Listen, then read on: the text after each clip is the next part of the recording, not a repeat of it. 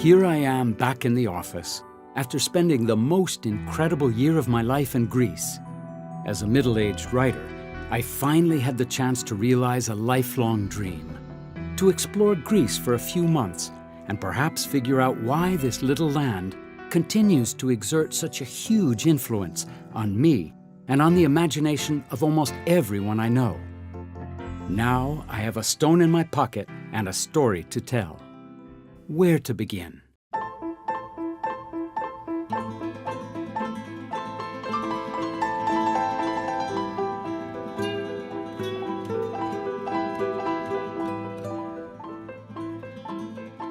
Well, as a boy, first I loved dinosaurs and then cowboys, but then abandoned them both for the more enduring passion of Greek mythology.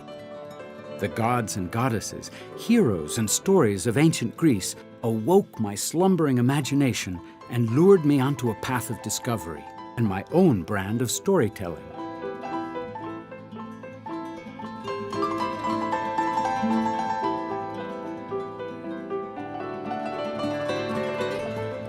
I had traveled all over the world for work and play, and I thought that this trip to Greece would be no different.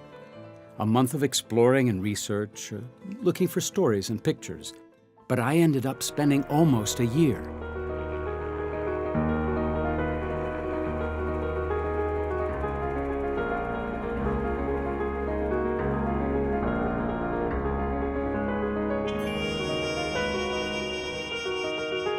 Although I had read everything I could before coming to Greece, I wasn't prepared for the light. How clear and gentle and soothing it was.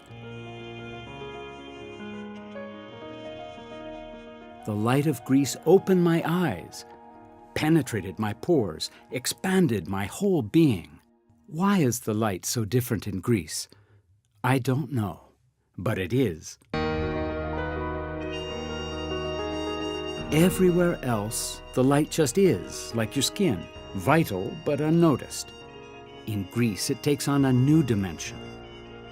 It's luminous, soft, dazzling, legendary, tangible, infinite, spiritual. That's when it struck me, like an arrow, and I understood what the ancient Greeks felt about Apollo, the god of light. This sensation first hit me with all of its force on the island of Delos, where visitors still whisper in awe as they stroll through Apollo's lion-guarded sanctuary. This unique civilization profoundly shaped who we are and how we live, even today. It celebrated the triumph of reason over the violent and irrational, of democracy over the darkness of tyranny. It taught us to govern ourselves with moderation, to heal ourselves with the use of logic, and to express ourselves and our inner soul through art. It taught us about the rights and responsibilities of the individual, about the value of struggle, and the dignity of being fully human and free. Wherever you go all over the world, in every city and town, every university, museum, library, or bookshelf owes something important to Athena, goddess of knowledge and wisdom. It was a Greek idea that knowledge makes us free.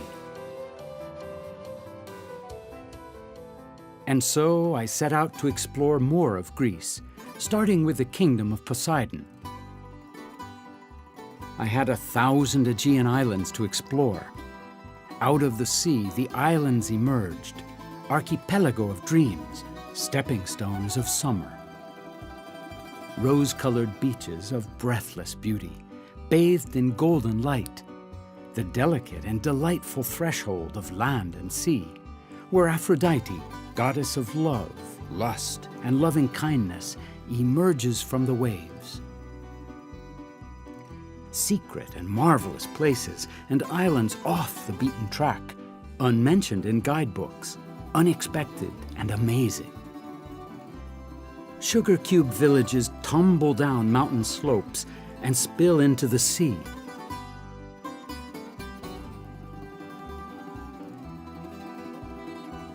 And when the day is done, The moon and her stars paint the sky in brilliant constellations, named from Greek mythology by ancient sailors navigating their way from island to island across the broad sea.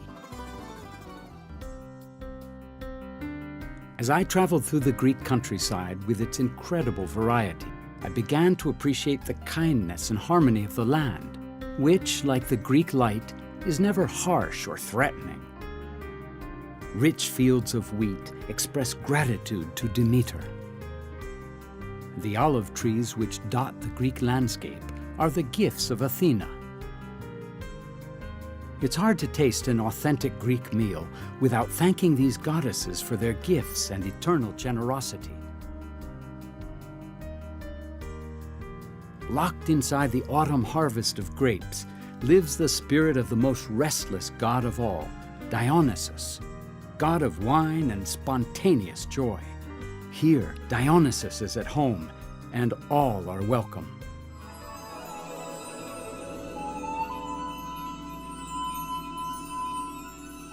Summer ends, and life in Greece ripens toward the fullness and transformation of autumn. Birds and animals are on the move, and nature wears new colors as we walk through the forest with Artemis by our side.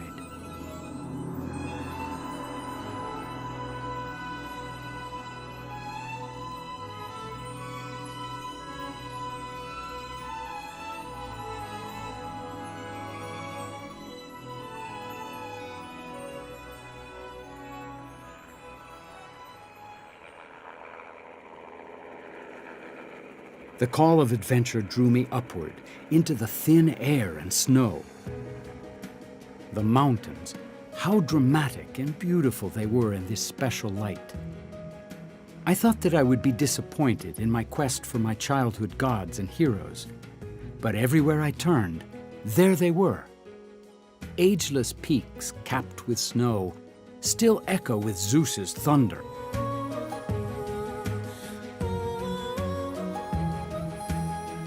Once upon a time, the father of the gods let loose 2 eagles who swept over the whole earth and met again here at Delphi, the center of the ancient world. Here, for thousands of years, visitors have journeyed from all over the world to this sacred spot to consult the famous oracle and to experience the tangible divinity of light. In Olympia, Hercules founded the Olympic Games, and even today, the Olympic spirit, an eternal flame, continues to burn bright.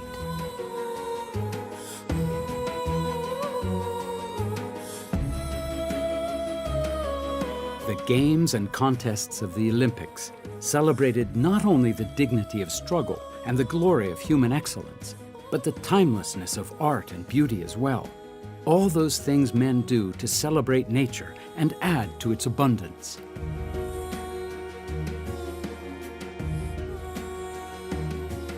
Traveling through Greece, everywhere you discover ancient theaters that still gather the energy of the earth and sky.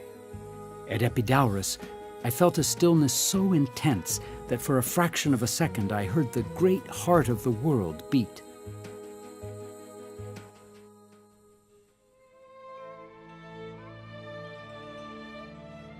And when a new god came onto the scene, he was also welcomed and accommodated. The old gods took on new names.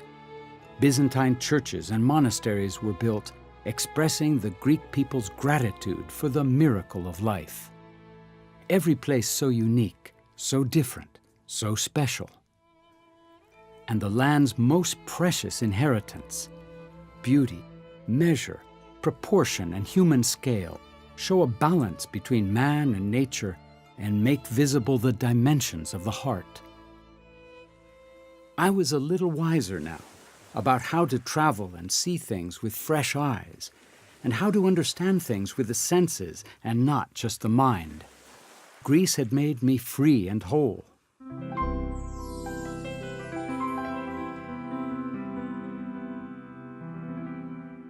The world must become small again as the old Greek world was, small enough to include everybody. Greece has given me this incredible gift that I could now take with me anywhere. The ability to seize the moment and enjoy the fullness of life.